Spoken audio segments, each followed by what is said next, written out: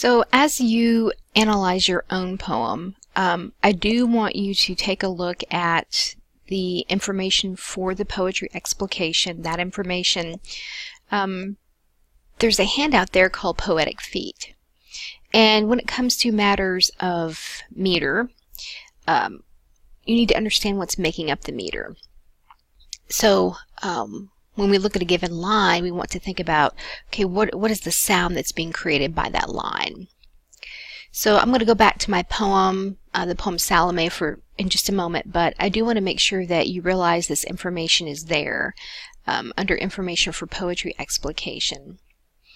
So going back to Salome, first I want to bring up the issue of her name. Now, many of you probably have associations with Salome. I think there's a reference to Salome who watched from a distance Jesus' crucifixion. She's kind of associated with more positive behaviors. There's another Salome, I don't think she's named, but we know her as Salome. She was basically the one who's viewed as the cause of John the Baptist's execution. Her mother was not happy with, I guess, John's condemnation of her marriage, and so she, I guess, convinced her daughter to ask her father for John the Baptist's head on a plate. So she's viewed as the reason he was executed. So anyway, we have these references to Salome, and let me just pull up this website that talks about who is Salome in the Bible. You may want to do some background reading for that, but it kind of covers what I just talked about. So anyway, she's viewed as a rather controversial figure, someone who's linked with the idea of seduction and kind of maybe, I don't want to say betrayal, but something along those lines.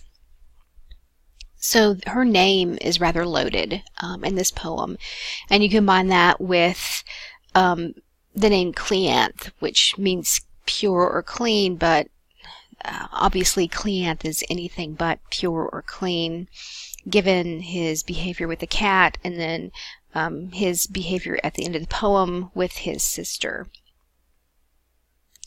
I also want to draw attention to certain particulars in the poem, such as structure and rhythm, meter, other elements like simile. Okay, so I've talked about image a lot. I've talked about symbolism. And something you will want to do in your own teaching session, your own co-teaching, is to kind of address these as you're going along in the poem. I felt like first I wanted to unravel what was actually happening in the poem, and then we would have the chance to go back and examine some of the technique that the poet was using. So when we look at these lines, before, nearly hidden, behind those fiery branches, as she dove nude into the creek, this white girl who moved with ease. And then a little further down, as if she were the only living thing. And then on the water's rhythm.